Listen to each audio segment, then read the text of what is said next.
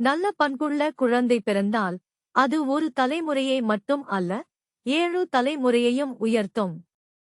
குறள். எழுபிறப்பும் தீயவை தீண்டா பழுபிறங்கா.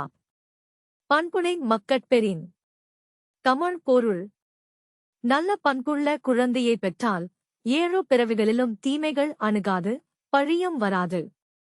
எளிய விளக்கம். நல்ல குணம் கொண்ட பிள்ளை பெற்றோருக்கும் குடும்பத்திற்கும் பெருமை தருவான், வாழ்க்கையை உயர்த்துவான். உதாரண கதை. ஒரு கிராமத்தில் நேர்மையான மகன் தனது குடும்பத்தை உயர்த்தினான். அவன் நல்ல செயல்களால் அனைவரும் அந்த குடும்பத்தை மதித்தார்கள். இந்த கதையின் பொருள். ஒரு நல்ல பிள்ளை குடும்பத்தின் பெயரை உயர்த்துவான். ஊக்கவுரை. பண்புடன் வளருங்கள், உங்கள் வாழ்வு மட்டும் அல்ல, உங்கள் குடும்பமும் உயர்வடையும். மீண்டும் குறள். எழுபிறப்பும் தீயவை தீண்டா பழுபிறங்கா. பண்புடை மக்கட்பெறின். தமிழ் பொருள். நல்ல பண்புள்ள பிள்ளை இருந்தால் தீமைகள் அருகில் வராது, கெட்ட பெயர் ஏற்படாது.